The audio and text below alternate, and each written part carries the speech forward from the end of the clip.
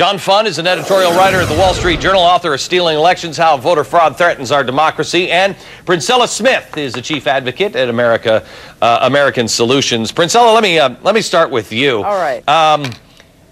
I don't understand. I mean, I saw the debate with Palin and Biden, and when they were talking about, oh yeah, well, you know, it's this predatory loans that are going on, I saw the audience. Nobody was tracking up. All of a sudden, she said personal responsibility, and America connected, both Democrat and Republican, and it went right off the top of the screen.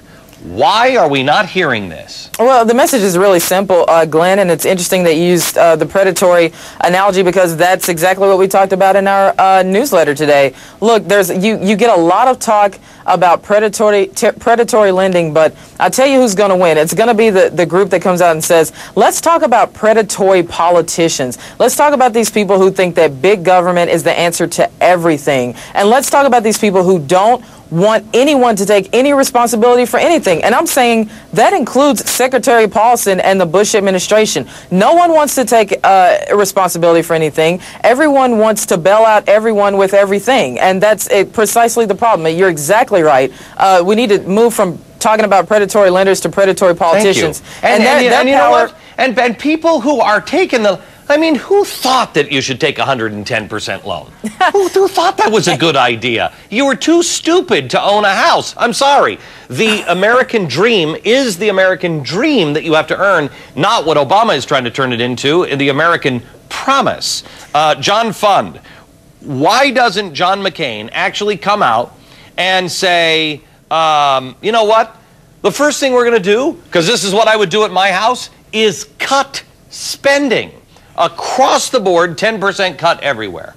That would be popular in America, wouldn't it? Well, he's proposed a form of that, except that he's ruled out any cuts in veterans programs, entitlement, most national defense. So what's left of the budget is a shrunken cinder compared to the entire bonfire that we're dealing with. So I have to say, he's on the right idea. He's just already negotiated with himself most of the benefits away. And that's what, and nobody wants to hear that. And here's another thing.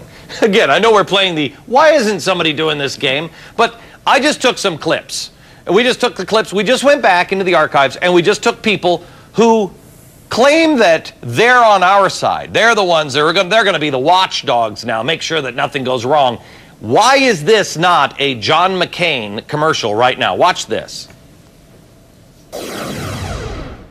Mr. Chairman, we do not have a crisis at Freddie Mac, and in particular at Fannie Mae, under the outstanding leadership of Mr. Frank Raines. But I have seen nothing in here that suggests that the safety and soundness of an issue, and I think it serves us badly to raise safety and soundness as a kind of a general shibboleth. It is really hard for many, many low-income families to make the high down payment.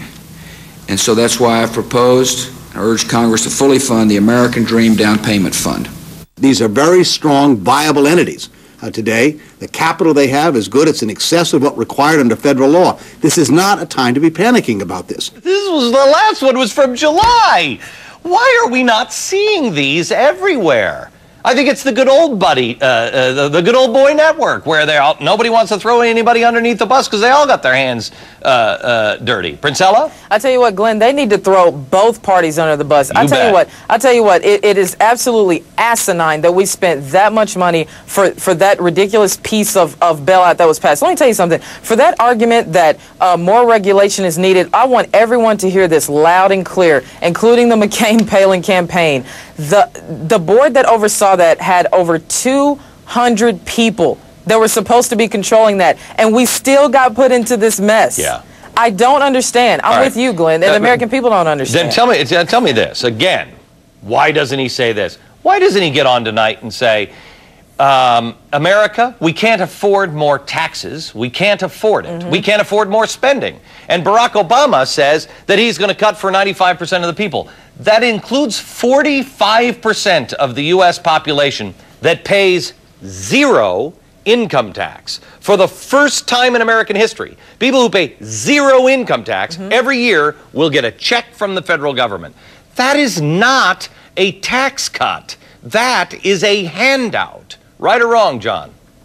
Well, I think it's a dramatic expansion of the welfare state. And you know, economists and political scientists have long warned that once a country reaches the point where more people are getting an income from the government than are earning an income on by themselves, then you have a tipping point, because people will always vote for more politicians to give them goodies, because that is the natural progression of the decline of the welfare state. Do either of you guys believe that about America? Because I have to tell you, I have so much more faith in the American people that if we had somebody who was shooting straight, if we believed that our government would actually cut the funding and actually pay down the deficit, not grow the government. If we believed those things, I think people would do the hard thing for their kids. Glenn, there are a lot of people who want to do this, but let me explain, I think, one of the reasons why John McCain and some others are not going after Fannie Mae and Freddie Mac. Let's be clear. If you went after them, you'd have to look at the Community Investment Act of 1977, which was expanded by Bill Clinton and expanded by George Bush.